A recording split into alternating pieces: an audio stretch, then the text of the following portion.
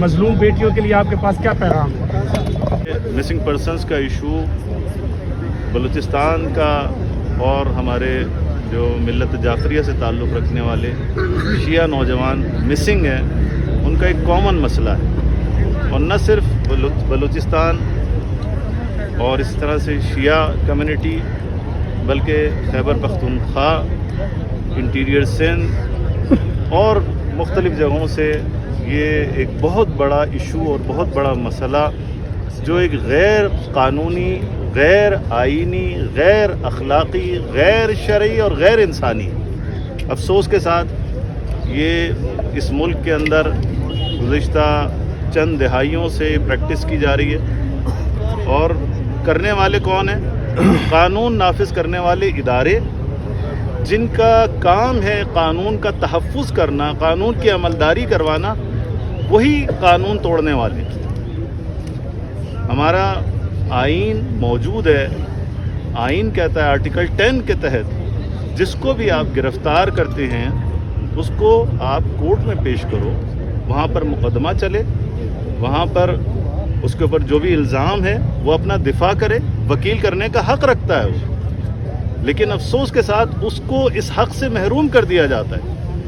اسے وکیل کرنے کا کوئی حق نہیں، وہ اپنے گھر والوں سے نہیں مل سکتا، اور افسوس کے ساتھ کہ 20 سال سے لوگ غائب ہیں، 15 سالوں سے غائب ہیں، 10 سالوں سے لوگ غائب ہیں۔ چھوٹے بچے تھے گود میں جب کوئی بندہ غائب ہوا اور آج وہ جوان ہو گئے، وہ پوچھتے ہیں ہمارا بابا کہاں چلا گیا، ہمارا بابا کو کس جرم میں اٹھا کے لے کر گئے۔ مائیں جوان تھی، بوڑھی ہو گئیں اپنے جوان کے انتظار میں، اپنے بچے کے انتظار میں۔ تو یہ ایک بہت بڑی زیادتی، بہت بڑا ظلم اور بہت بڑی لاقانونیت ہے۔ حقیقت ہے، میں نے خود وہاں پر کراچی میں شیعہ مسنگ پرسنس کے حوالے سے ہم نے قائد اعظم کے مزار کے باہر دھرنا دیا، 27 ڈیز ہم وہاں پر دھرنا دیتے رہے۔ ہمارے پاس لوگ آئے مختلف اداروں کے، آ کر وعدے کرتے رہے، لیکن کوئی سنوائی نہیں۔ بھوک ہڑتال کی گئی انہی مسنگ پرسنس کے حوالے سے، اور بس اسی طرح سے جناب آج ہو جائے گا، کل ہو جائے گا، لیکن یہ مسئلہ حل نہیں ہوا۔ ابھی بھی درجنوں شیعہ مسنگ پرسنس ہیں جن کی مائیں انتظار کر رہی ہیں، جن کی بیویاں انتظار کر رہی ہیں، جن کے بچے انتظار کر رہے ہیں، لیکن ان کی کوئی سنوائی نہیں۔ تو میں جو معلوم بلوچ صاحبہ، ڈاکٹر صاحبہ جو یہاں پر آئی ہیں، ان کی آواز پوری دنیا میں پہنچی، اور ان کا درد، ان کا غم، ان کا الم پوری دنیا نے احساس کیا ہے۔ جیسے فلسطین کی ماؤں کے درد کو آج ساری دنیا محسوس کرتی ہے، اسی طرح سے ہماری اس بلوچ بہن کے غم کو اور درد کو اور رنج کو پورے پاکستان نے محسوس کیا۔ لہٰذا ان کا درد ہمارا درد ہے، ان کا رنج ہمارا رنج ہے، ان کا مطالبہ آئینی ہے، قانونی ہے۔ ان کا سمپل سا مطالبہ یہ ہے کہ ہم یہ نہیں کہتے کہ ہمارے پیاروں کو آپ ہمارے حوالے کر دو، ہم کہتے ہیں آپ عدالتوں میں پیش کر دو ان کو، اور ان پر مقدمہ چلے۔ اگر وہ گناہ گار ہیں تو ٹھیک ہے، قانون اور آئین کے مطابق اس پر عمل ہونا چاہیے، ان کو سزا دیں آپ، لیکن ان کو مسنگ کرنا اور افسوس کے ساتھ بعض لوگوں کی لاشیں دینا اور لاش اٹھا کر سڑکوں پہ پھینک دینا، یہ کہاں کا قانون ہے، یہ کہاں کا انصاف ہے، یہ کہاں کا اخلاق ہے، یہ کہاں کی شریعت ہے۔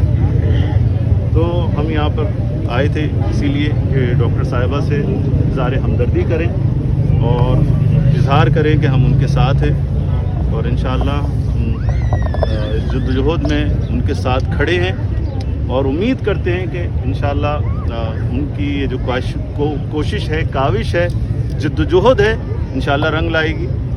بلوچستان کی ماؤں کا، بیٹیوں کا اور وہاں کے مردوں کا بھی سر اگر کسی نے بلند کیا ہے تو وہ یہ ڈاکٹر ماہرنگ بلوچ صاحبہ نے کیا ہے۔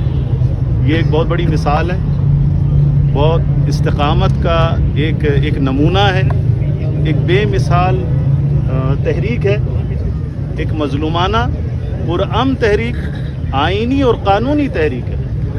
لہٰذا یہ تحریک میں سمجھتا ہوں کہ ہم سب کو اس کا ساتھ دینا چاہیے، پورے پاکستان کو اس کا ساتھ دینا چاہیے اور اپنی اس بہن کے ساتھ کھڑا ہونا چاہیے اور ان کا ساتھ دینا چاہیے.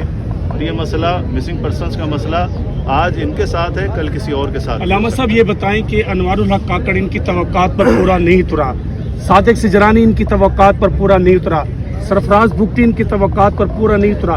ایک اور شخصیت رہتی ہے بلوچستان کی، قاضی فائز عیسیٰ، اس سے آپ کیا کہنا چاہیں گے؟ ابھی تک کوئی اس کی طرف سے پیش رفت نہیں. چیف جسٹس صاحب پاکستان کے لیے آپ کا کیا پیغام ہے؟ چیف جسٹس صاحب سے تو انصاف کی توقع کی جا سکتی ہے، عدالت کی، عدل کی، انصاف کی توقع کی جا سکتی ہے.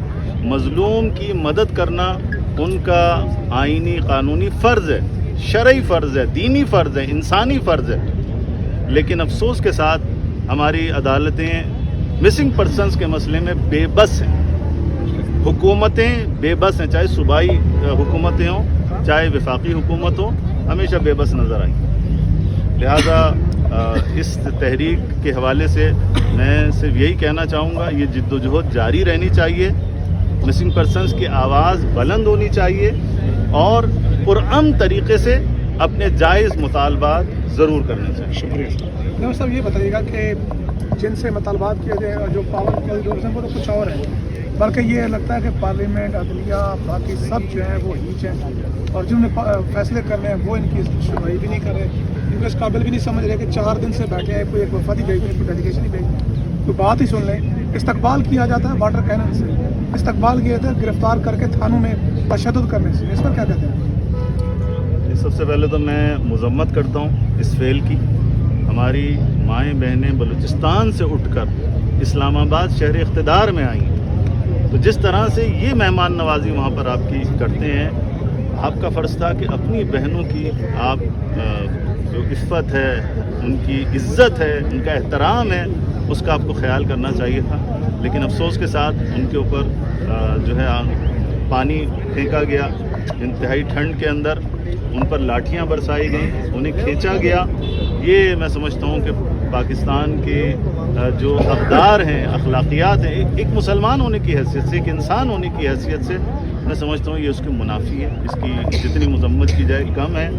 اور جو ظاہر ہے کہ ہماری جو حکومت ہے، میں نے آپ کے سامنے عرض کیا کہ جب بھی آپ ان سے بات کریں گے وہ بے بسی کا اظہار کریں گے. ہم تو کرتے رہے ہیں، مختلف جو صوبائی ان کے وزراء رہے، وفاقی وزراء رہے، ہمیشہ جب بھی مسنگ پرسنس کے اوپر بات کی ہے تو انہوں نے ہاتھ کھڑے کر دیے کہ جی ہم کچھ نہیں کر سکتے، ہمارے اختیار میں کچھ بھی نہیں. اور یہ اس وطن کا سب سے بڑا المیہ ہے کہ حکومت کے ہاتھ میں کچھ بھی نہیں. تو کون لوگ ہیں کہ جو یہ مسنگ کر رہے ہیں اور کون لوگ ہیں کہ جو اس طرح سے ظلم و ستم عام عوام کے اوپر کر رہے ہیں اور لا قانونیت پھیلا رہے ہیں. سر آپ کو کیا لگتا ہے کہ یہ بلوچستان سے یہ جو بہادر خواتین پہنچ چکی ہے اس وقت، کیا ان کو انصاف مل جائے گا؟ اس کے بارے میں آپ کیا کہنا چاہیں گے سر؟ دیکھیں، انصاف اس ملک میں تو اس وقت جو صورتحال ہے ملک کی، انتخابات آپ کے سامنے، کاغذات نامزدگی جس طرح سے چھینے جا رہے ہیں اور جس طرح سے لاقانونیت ہے، قانون نافذ کرنے والے انتظامیہ، پولیس اس وقت وہی غیر قانونی کام کر رہے ہیں افسوس کے ساتھ. تو انصاف کی توقع تو صرف خدا سے رکھنی چاہیے، ان حکمرانوں سے کوئی توقع نہیں ہے، مگر یہ کہ آپ اپنی جد و جہد کے ذریعے سے، آپ عوامی طاقت کے ذریعے سے اگر استقامت دکھائیں، ہماری قوم، ہماری عوام اور سارے مظلوم مل کر ظلم کا مقابلہ کریں، سب مل کر آواز اٹھائیں، تو کیوں نہیں آپ کو انصاف ملے گا. کمزوروں کو انصاف نہیں ملتا، طاقتوروں کو انصاف ملتا ہے.